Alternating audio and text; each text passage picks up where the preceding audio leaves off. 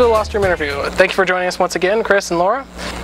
We really like the show, and we like to do as much as we can as fans to, help it come back around, and hopefully see some more progression on it. And as the fans, we've been trying to come out with the collector's catalog. That way, we as fans can go out and find all of the objects that you guys have created for this wonderful universe. And we're also wondering, like us as fans, what can we do to help you guys, either promote the series or go about hopefully bringing on some form of just helping in any form. Well, I would say.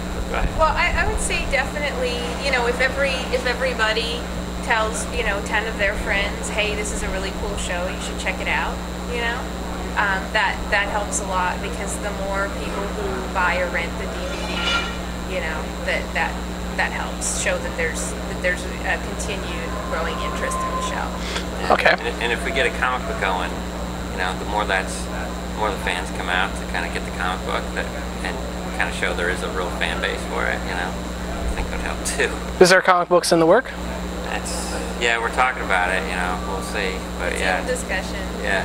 Well, that's good. Are you guys working with Lionsgate with that, or how's that going about? We'd have to, yeah. So hopefully all the pieces will actually work. Yeah, right now publishers approached us, so the next step will be, licensing the property. You guys have a new comic coming out, the We Kill Monsters. Tell us a little about it. Well, this is our first project since the Lost Room that's kind of coming out. It's kind of a mix of like Ghostbusters and Evil Dead and Shaun of the Dead as the tone of it. So it's pretty different from Lost Room, but it's like kind of funny and scary, I think. But it's about two brothers who are mechanics who live in a small town, and they discover that monsters have started to invade this town. And they don't know why. And one night they're just kind of stumbling out of a bar, and they're attacked by this three-eyed monster. And they end up killing the monster with a shovel, right? And they kind of split its head down the middle. But not before one of the brothers is bit in the arm by the monster, like pretty brutal, like almost tears his arm off. And after they kill the monster, this monster juice, it's like this brain fluid leaks out of its head, right?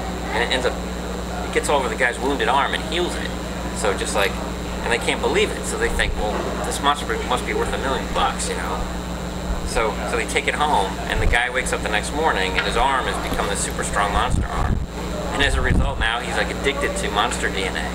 And the two brothers now, who kind of drive each other crazy, now have to kind of work together and keep killing monsters to kind of keep the brother alive. But they don't know what it's doing to him. It's like every time they give him new monster DNA, it changes him a little bit.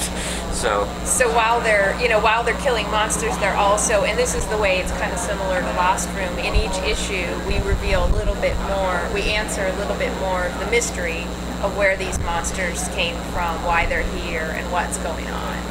And I think kind of like Lost Room, it unfolds every issue. I think it kind of keeps unfolding, and you kind of keep learning sort of more and more. So I think by 6 issues it's kind of gone this weird distance, so yeah, no, I think it's cool. That's good. Well, I really can't wait to read it. Thanks, man. Glad you guys signed it. And with the series, with Lost Room, now renting it and telling people and buying the DVDs, does that help the numbers, or is there any information about if they are keeping track of that at all? I don't know how that works. Yeah, the studio keeps track.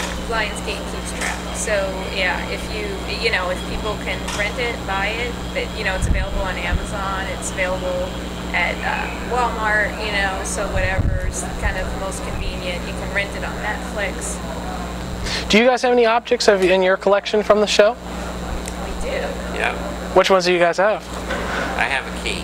There's more than, there were actually more than one. Unlike in the show, there were more than one. That's not indestructible, right? Yeah. Right. I haven't tried, I should try. But on somebody else's, right? I have the pen and the book of matches. Oh, cool. And this actually isn't an object, but I have Lester Bonyfish, Elle Fanning's. Oh, nice. I know some people on the forums were actually tried looking for that, and they found it on some webpage. Really? Yeah. Oh, that's cool. So you only have the key? That's the only thing you have? I think I have a pen also. Yeah, that's it. Oh. Well, you ever been thinking about getting any props and start a bigger collection of your own that aren't real props, unlike what we can get? Well, I think it was Chuckle Bunny from the forum, or I think he sent us actually like a starter kit that was like it's like a bar of soap and a postcard and a wedding photo. Which was like shockingly accurate, actually, when we saw it. It was amazing. They looked exactly like the props from the show. Like you wouldn't. If we try. Yeah, no. If you showed them to our prop master, he would have said, "Yeah, these are my props." Yeah, we've had some problems trying to reproduce some of them that we only got like a few shots of. Yeah, right. And like with the photo frame over the bed.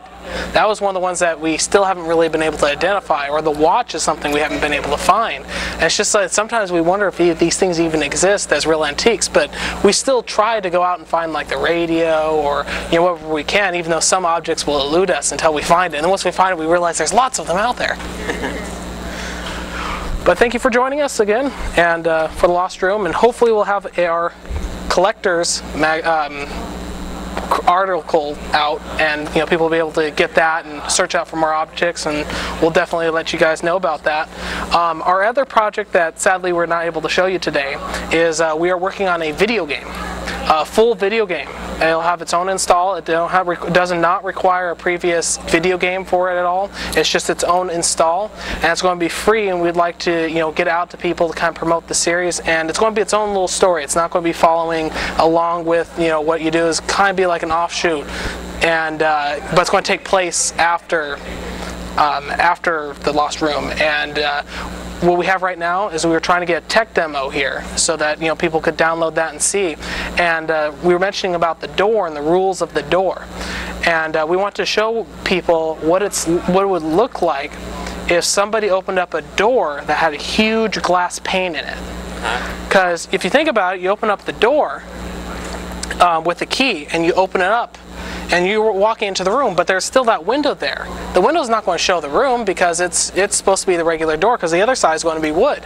So, what does that look like, and what does that do? So, what we're doing is we're showing it as if the door on the other side is staying stationary, and the door that swings, you can look through that glass and you'd be looking into the room. And when you shut it, it'll be doing that. Since in the show we kind of got to see a little glimpse of that when Iggy was fleeing Joe Miller, and they had the two shots, but that was was just fuzzed away, and you didn't really get to see anything. So we want to take that out and show it in a full environment where you can really interact with it. And we wish we had that for you today, but we've had a little problems. But we're going to have the link up on a webpage that we're trying to put together, the Roomiverse. And we would. I can't believe that you did all that. And we would really like to just do what we can to help your series, and we're glad that we have this opportunity to do an interview with you guys.